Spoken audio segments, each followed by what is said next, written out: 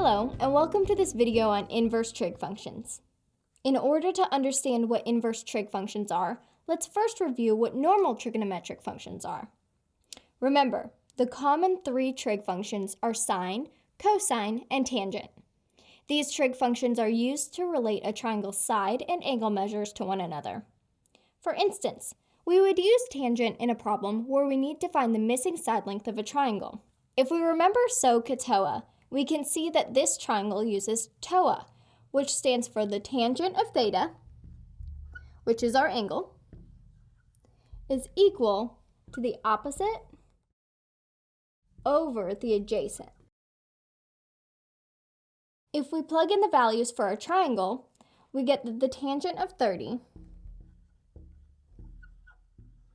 is equal to 3 over x.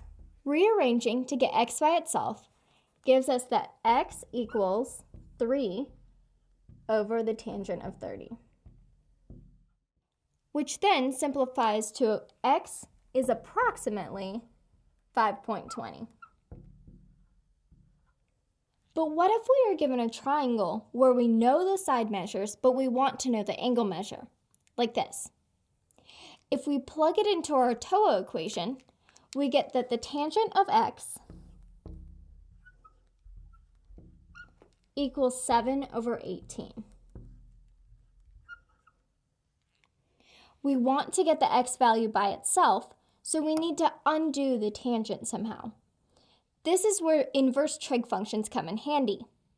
Inverse trig functions are just the opposite of trig functions. The inverse of tangent is written as arctan x, which can look like a tan x, or tan to the negative 1 power x, or tan inverse x. Sine and cosine work the same way. Just replace tangent with either sine or cosine. If we apply this to our example, we get that x equals the arctan of 7 over 18. Now, all we have to do is plug this into our calculator, and then we have our answer. The inverse trig functions are typically found by hitting the second key and then the trig function key. If we do this, we find that x is approximately 21.25 degrees. Let's try another example. Use inverse trig functions to solve for x.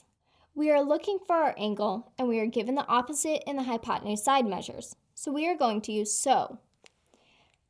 Sine of x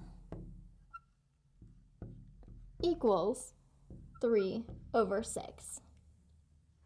If we isolate x by itself, we get that x equals sine inverse of 3 over 6. Remember, a sine x and sine inverse x mean the same thing, so the notation can be used interchangeably. When we plug this into our calculator, we see that x is equal to 30 degrees. I want you to try one more, but this time do it on your own. After I show you the problem, pause the video and work it out. Then, when you finish, see if your answer matches up with mine. Solve for x. In this problem, we are given our adjacent and hypotenuse sides, and we are looking for the angle between them. This means we are going to use CA.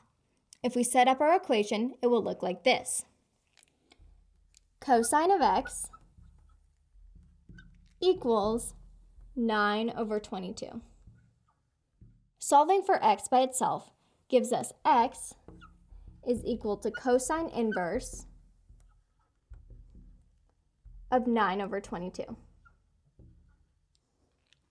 When we plug this into our calculator, we get that x is about 65.85 degrees. Remember, inverse trig functions are just the opposite of trig functions. Trig functions are used to find the ratio of the sides of a triangle as related to the angle, and inverse trig functions help you figure out what that angle measure is when given the ratio of the sides. I hope this review on inverse trig functions was helpful. Thanks for watching and happy studying.